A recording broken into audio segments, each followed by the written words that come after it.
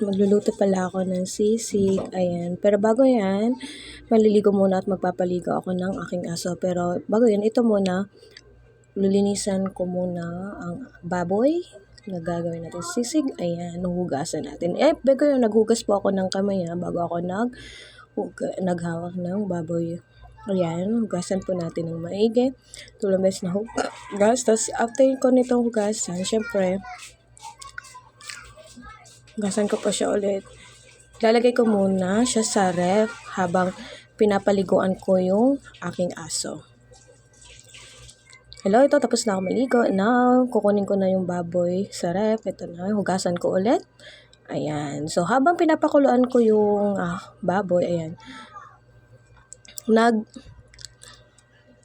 Naghiwa na ako ng mga sibuyas, mga seasoning na gagamitin ko. Like, yan, nag-iwan ako ng sibuyas habang nagpapakulo ako ng baboy para sa pagsisig natin mamaya. Ayan. Yan. Siyempre, dapat tagtad talaga yung sibuyas para mas malasa, mas masarap yung sisig natin mamaya. Ayan. Habang nagpapakulo ako ng baboy, ayan. Naghiwa naman ako ng mga sibuyas. Ayan, tinatagtad ko pa siya. Pero, meron kasi kaming pangtagtaran. So, doon ko siya mas pinino ng bongga. Ayan, hiniwa ko na rin yung mga iba pang gagamitin. Yung sili, mga chicharon. Dinagdagan ko ng chicharon para dagdag malutong sa sisig para mas masarap, diba? Ayan. Ito na, tapos ko na pala siya pakuluan. Ito na yung baboy na pinakulo. At now, piprito ko muna siya. Yan, mainit na diba yung mantika. Yan, piprito na natin siya. Ipapakrispy natin yung baboy. Ayan. So, ayan, nagtitilamsik yan. Ayan, ito. Habang hinaantay ko maluto at mabaliktad yung baboy, sayaw-sayaw muna, char. Exercise. Tapos, ayan na. Tapos naluto ko na po yung baboy. Ayan na. Ito na yun. Baboy na. Naluto ko, guys. Tinadtad na nga siya Naprito na.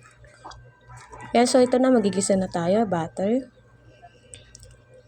Sa butter ko siya ito na yung kalamansi. Ando na rin yung sibuyas. Ayun, pinong-pino na diba yung sibuyas? Dinagdagan ko pa ng butter. Ayan. Ayan na yung sibuyas, diba sobrang pino na, guys. Ayan, dyan ko po siya pinino. Dyan, Ayan, ayan. Kinisa ko na yung sibuyas. Niluto-luto ko. Hinalo-halo ko. Ayan. Tapos, nilagay ko na rin yung tinadtad na prinito ko na crispy. Pinakrispy ko na baboy. Ayan, ginisa. Sinabay ko sa pag-isa ng sibuyas.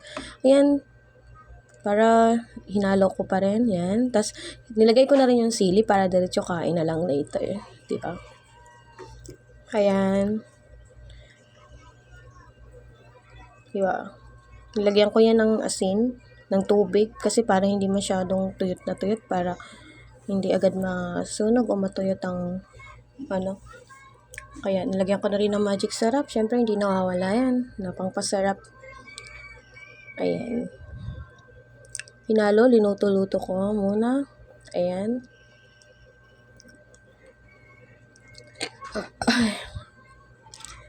Ilagyan ko pa ng asin ulit para sumakto yung timpla.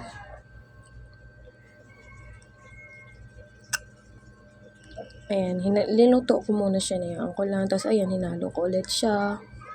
Tapos, nilagay ko na yung kalamansi, di ba? Para sure.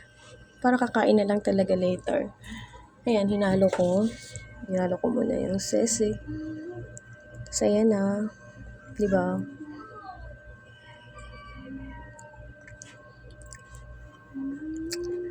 Ayan, halo ko siya.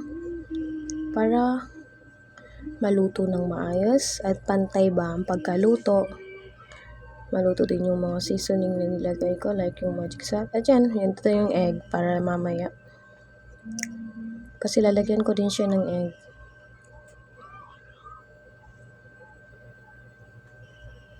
Ito yung chicharon. Yan, dinagdag ko ng chicharon para mas lalong malutong ang ating sisig. Homemade sisig. Ayan, hinalo ko siya, di ba? Para magmukhang marami. Diba? Sakto sa budget, guys. Swak na swak, diba? Homemade sisig. Ayan, di ba? Hinalo ko siya. Ayan. Hinalo-halo ko siya para maluto. Pantay ang pagkaluto.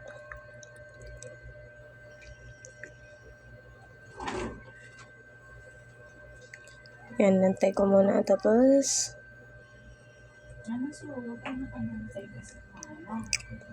ayan ko lang siya maluto, guys.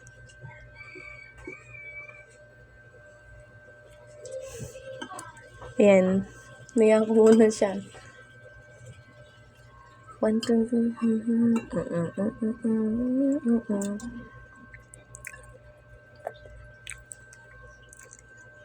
Ay.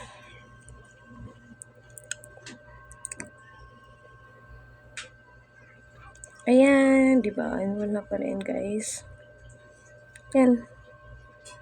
Pinatikman ko talaga kung okay na. Ayan. Okay na siya. Ito na. Di ba, charing? Naluto rin yung sisig. Yan. Di ba? Ang sarap po niyan. At nilagyan ko ng mayonnaise din yan. Siyempre, hindi ko lang na-videohan. Thank you.